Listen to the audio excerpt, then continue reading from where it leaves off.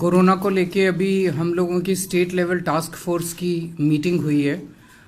इसके पहले कि मैं आपको उसमें जो चर्चा हुई उसके बारे में बताऊं, मैं सबसे पहले डॉक्टर नूतन से रिक्वेस्ट करूंगा कि कोरोना कैसे फैलता है इसके बारे में थोड़ा सा एक्सप्लेन करेगी। इसके बारे में कई सारी भ्रांतियां हैं जो धीरे धीरे दूर हो रही हैं।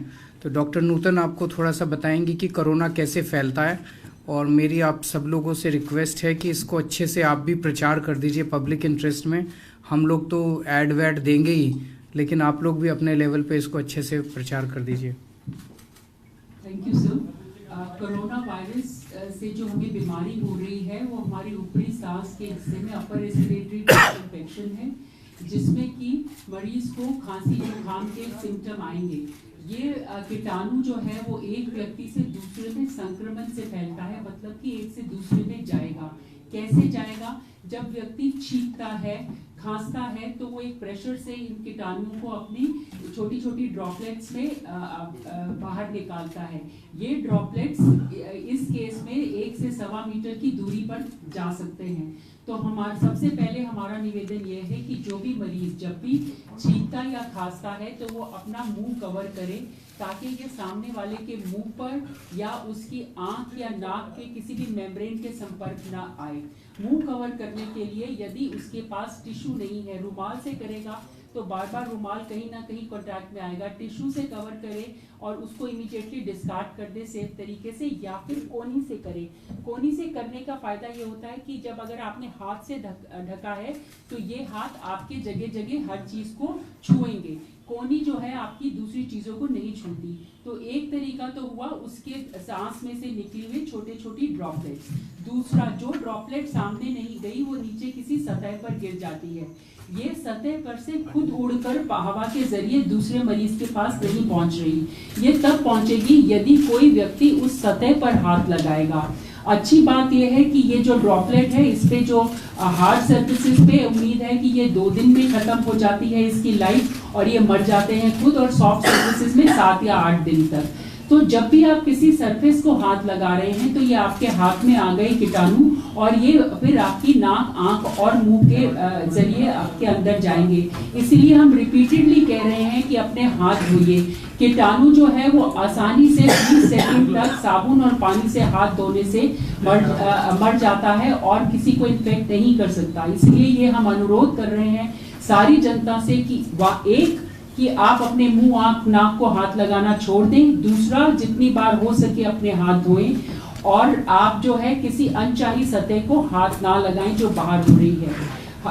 ये जो एटिकेट है, एक जो मरीज का एटिकेट और दूसरा जो स्वस्थ व्यक्ति है उसका। दूसरे में ये बहुत लोग सोच रहे हैं कि हम मास्क लगाएं।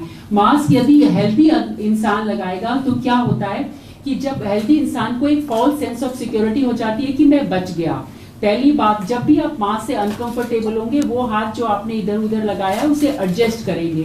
तो आपने ये हाथ जो आपके पास कीटाणु वाला है आप अपने उन क्षेत्रों पे ले जा रहे हैं जहां से बीमारी फैल सकती है।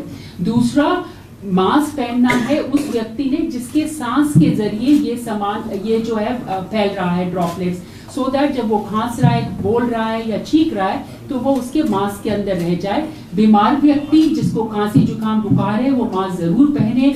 स्वस्थ व्यक्ति मास्क ना पहने, क्योंकि इससे एक फॉल्स सेंस ऑफ सिक्योरिटी और एक गलत जो है actually predisposing himself to the chances of infection, कि उसको लगता है मैं प्रोटेक्टेड हूँ।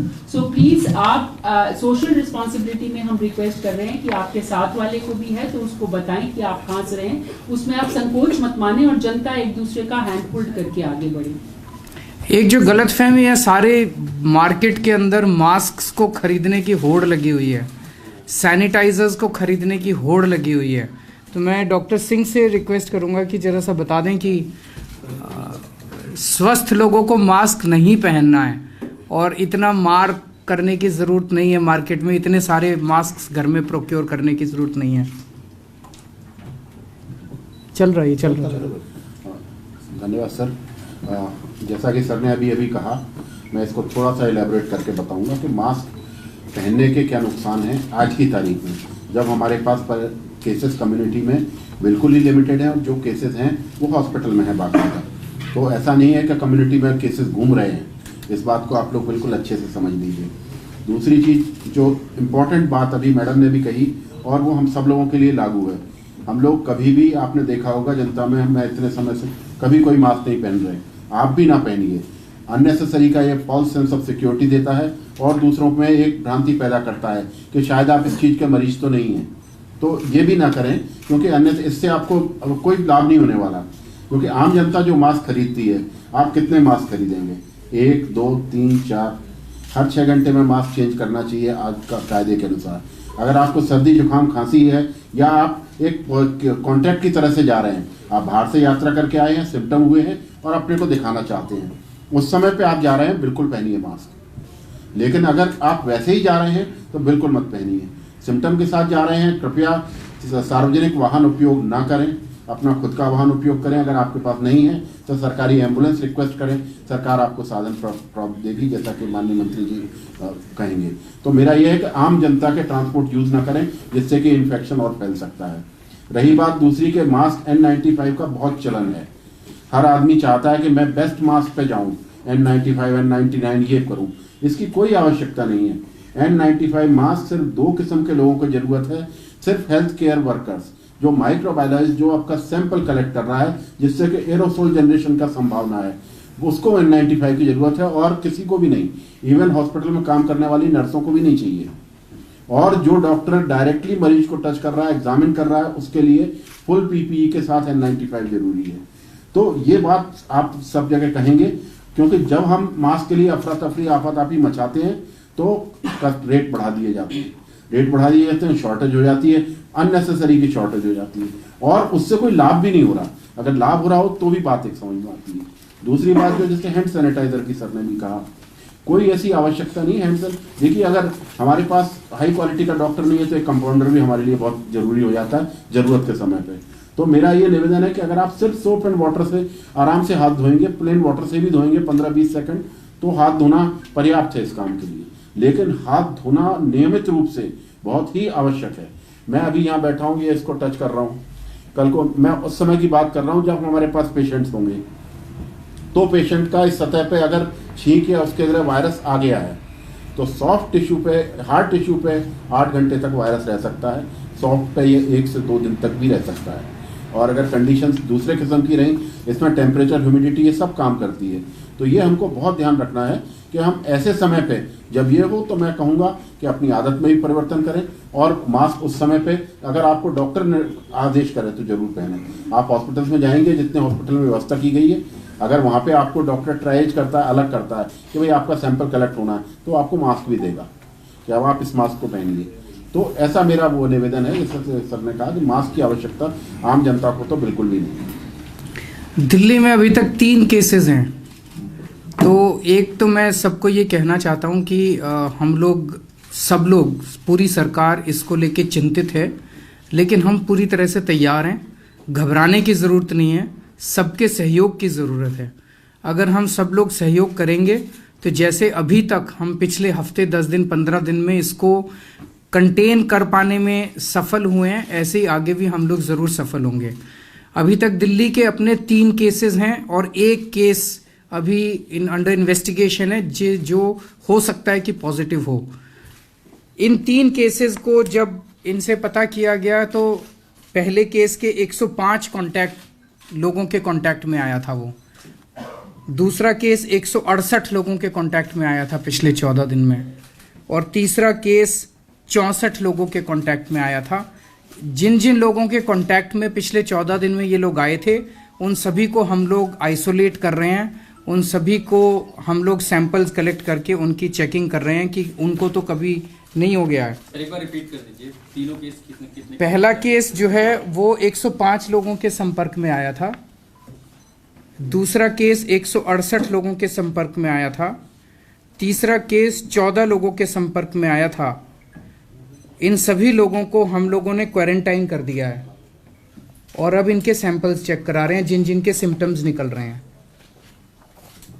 इसके बाद जैसा आप लोग जानते हैं कि एयरपोर्ट के ऊपर सभी पैसेंजर्स की अब स्क्रीनिंग हो रही है, जिसके लिए दिल्ली सरकार के 40 डॉक्टर्स वहाँ पे एयरपोर्ट पे मौजूद हैं, और जितने लोगों की वहाँ पे थर्मल स्कैनिंग होती है, जैसा हम जानते हैं 14 दिन का इसमें पीरियड है, 14 दिन के बाद इसके सिम्टम्स आने लगते हैं, तो वो जब अपने घर चले जाते हैं, अपने अपने इलाके में चले जाते हैं, तो जो दिल्ली वाले हैं उन दिल्ली वालों के ऊपर हम सब्सिक्वेंटली अगले 14 दिन तक उनके ऊपर निगरानी रखते हैं कि अगले 14 दिन में उनके कोई सिम्टम्स तो नहीं आ रहे। अभी तक 1,40,603 पैसेंजर्स की स्क्रीनिंग हो चुकी है और उनको सर्वेलेंस पे डाला जा चुका है। 1,40,603 पैसेंजर्स की स्क्रीनिंग हो चुकी है और उनको सर्वेलेंस पे डाला जा चुका है। हमारे जो 25 हॉस्पिटल्स हैं उनमें 168 बेड्स हम लोगों ने इसके लिए तैयार कर लिए हैं, आइसोलेशन बेड्स। जब भी ज़रूरत पड़ेगी इनको इस्तेमाल हम लोग कर सकते हैं। मेरी दिल्ली के लोगों से अपील है कि अगर आपके पड़ोस में आपका कोई जानकार, आपका कोई रिश्तेदार या दोस्त विदेश से होके आया है तो उसकी जानकारी आप तुरंत सरकार को दें ताकि हम उसकी जांच कर सकें और उसको निगरानी में रख सकें, क्योंकि अभी तक जितने भी केसेस हो रहे हैं वो विदेश से आए हुए लोग अपने साथ लेके आ रहे हैं। तो हो सकता है कुछ लोग बता दें, हो सकता है कुछ लोग ना बताएं, निकल जाएं। तो अगर आपकी नज़र में ऐसा कोई भी व्यक्ति है जो पिछले 14 दिन में विदेश से होके आया है तो उसकी जानकारी तुरंत सरकार को दें।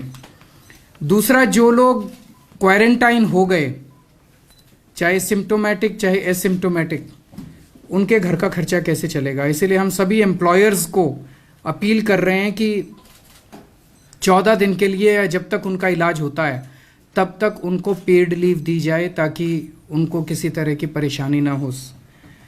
तीसरा, अभी सैंपल आपको अगर शक है कि आपको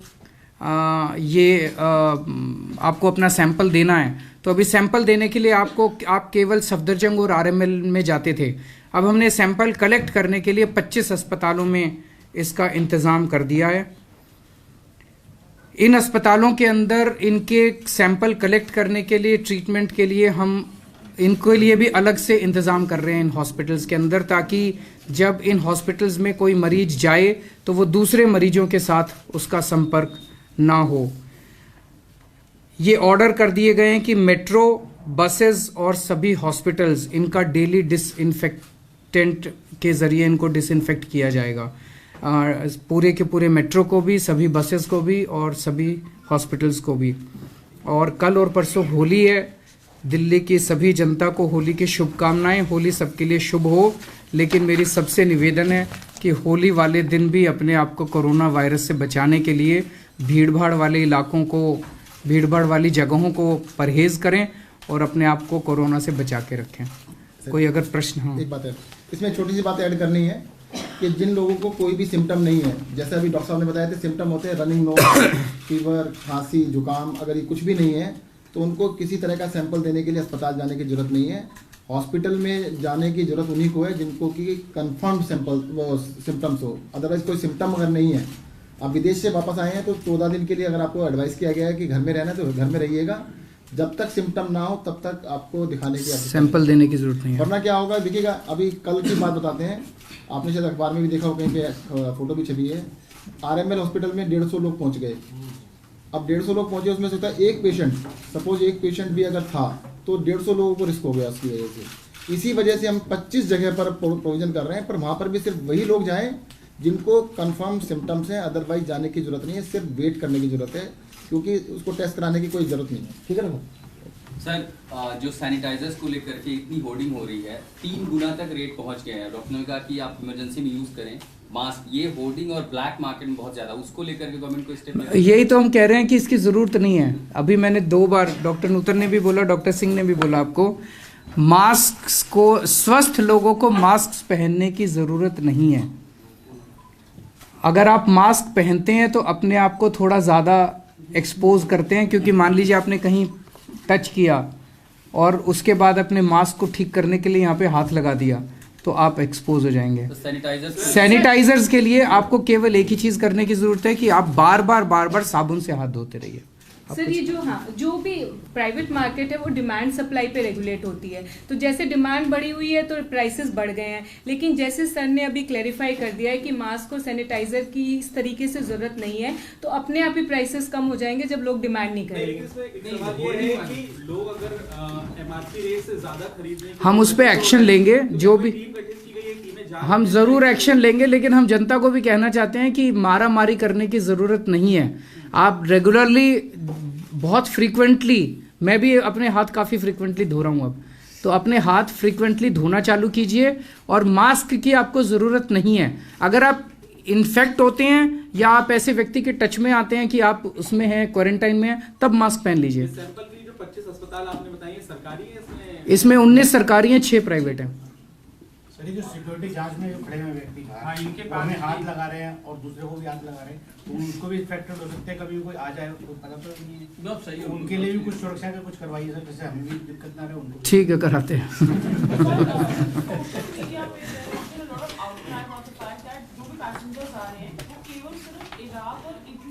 स्क्रीनिंग की जा रही है और काफी सारे लोग सोशल मीडिया पे बोल रहे थे कि हम लोग बिल्कुल ही स्पॉट फ्री निकल जाते हैं, there is no screening happening at the airport. अच्छा, इसका मैम बोलते हैं 2 चीज़ें हैं। एक तो एटलीस्ट ऑन पेपर थ्योरेटिकली उन लोगों को जो इन कंट्रीज से आ रहे हैं, उन कंट्रीज से आना तो बैन कर दिया गया अभी, लेकिन इन कंट्रीज में जाना अभी बैन नहीं किया गया है। तो कल हमारी मीटिंग है हर्षवर्धन साहब से दिन में 1 बजे, उसमें हम उनसे रिक्वेस्ट करेंगे कि जो जो अफेक्टेड कंट्रीज़ हैं उनसे आना और जाना दोनों बैन कर दिए जाएं। और जो आपका इनपुट है कि सबको नहीं स्क्रीन किया जा रहा, we will get it examined, इसको सबको स्क्रीन करवाएंगे। आपने बोला था कि 2 weeks के लिए सर्वेलेंस होगा of people who are coming from other countries, what exactly is the mechanism for that? आप बता दीजिए। हम उस व्यक्ति का फोन नंबर ले लेते हैं और दिन में 2 बार पूछते हैं उस व्यक्ति से कि आपको कोई सिम्टम तो नहीं आया। प्लीज ये जो व्यक्ति विदेश यात्रा से आता है और जो संक्रमित देशों से आ रहा है, उन 4000 व्यक्तियों की डिटेल एयरपोर्ट कैच करके स्टेट को दे देता है। स्टेट की रिस्पॉन्सिबिलिटी थी कि उनसे संपर्क करे। शुरू में केवल उनके एड्रेस लिए जा रहे थे और उनमें से 25% एड्रेस हम ट्रेस नहीं कर पाए, तो हम उनसे भी अनुरोध करते हैं कि यदि आप किसी भी संक्रमित कंट्री से पिछले 14 सर ने पहले ही बोल दिया, उसे मैं रिपीट कर रही हूँ कि आप वहां से आए हैं, तो please volunteer that information, give your phone number, और हम आपसे दिन में 2 बार फोन करके पूछते हैं कि आपको कोई सिम्टम तो नहीं आया। यदि सिम्टम नहीं आएगा उसको अगले 14 दिन तक, तो वो जो है सेफ है, he can go around in this thing. So self isolation, वो अपने आप ही अपने घर में अलग से अपने घर लोगों से भी अलग रहे और हमारे को अपना नंबर दे दे, ताकि हम भी उसको रोज सुबह शाम नमस्कार करके उसका हाल पूछ सकें। देखिए, दिल्ली में अभी जो भी 3 केसेस हैं उनकी फॉरेन ट्रैवल हिस्ट्री है, तो आज की डेट में जो हमारी गाइडलाइंस है कि जो फॉरेन ट्रैवल से आए हैं, अगर वो असिम्प्टोमेटिक हैं और इन अफेक्टेड कंट्रीज से आए हैं तो अपने आप को होम आइसोलेशन में रखें 14 दिन, और सिम्प्टोमेटिक हैं तो अपने सैंपल की जांच कराएं। उसमें वो हमारे जो कंट्रोल रूम के नंबर्स हैं उन पर बात कर सकते हैं और हम एम्बुलेंस भेज के उनके सैंपल की जाँच करवाएंगे। तो यही 2 आज की डेट में हमें मेजर्स की ज़रूरत है, बिकॉज अभी हमारा लोकल ट्रांसमिशन नहीं हुआ है। और इस बीमारी में सबसे ज़रूरी है कि अवेयरनेस जनरेशन, और ये जो आज सारे सीएम सर ये जो पूरी एक्सरसाइज कर रहे हैं, इट्स फॉर दैट ओनली कि पीपल्स को हम जितना ज़्यादा से ज़्यादा उनको अवेयरनेस कर पाएंगे कि आप अच्छे से हाथ धों और पर्सनल हाइजीन फॉलो करें। और अगर हम पर्सनल हाइजीन फॉलो करेंगे तो इस कोरोना से लड़ना बहुत ही आसान है। ये हमने ऐड में भी निकाले थे, इसको हम दोबारा से ऐड देके फिर से निकाल देंगे। वो बहुत सारे नंबर्स है, तो ये हमारे वेबसाइट के ऊपर है, दिल्ली गवर्नमेंट अभी दे दी। अभी दे रहे हैं। एक दिल्ली का मैं आपको सबका पूरे भारतवर्ष वाला बता देता हूँ, 01123978046 23978046। ये एनसीडीसी में कंट्रोल रूम है पूरा भारतवर्ष के लिए। कोई भी आदमी किसी भी दूर दराज गांव से भी फोन कर सकता है, 20 लाइन से ज्यादा। हाँ, ये जो हमारे कॉल सेंटर का नंबर है लिख लीजिए, 011-22307145। I repeat, 22307145। और एक और नंबर लिख लीजिए, 22300012। 12। एक और लिख लीजिए 22230036। ये स्टेट लेवल के कंट्रोल रूम नंबर्स हैं और उसके साथ हमारे डिस्ट्रिक्ट लेवल के कंट्रोल रूम नंबर्स भी हैं। एक अनुरोध और है कि इन टेलीफोन्स पे ऐसी सुविधा है कि अगर आप कॉल कर रहे हैं और वो दूसरे कॉल पे व्यस्त है तो रिंग जाती रहती है, तो आप ये मत सोचिए कि ये नंबर एक्टिव नहीं है। प्लीज दोबारा कॉल करें, आपकी कॉल थ्रू हो जाएगी, या नंबर चेंज करके कॉल करें। Somehow we are requesting MTNL to give this message कि अन्य कॉल पे व्यस्त हैं, बट उनमें यह है कि रिंग जाती रहती है और लोगों को लग रहा है कि ये कॉल उठा नहीं रहे। 24 घंटे जो है वहाँ पे कोई ना कोई बैठे हैं तीनों फोन पे, और आपकी 24 घंटे आपकी क्वेरीज का जवाब दिया जा रहा है। Thank you. Thank you.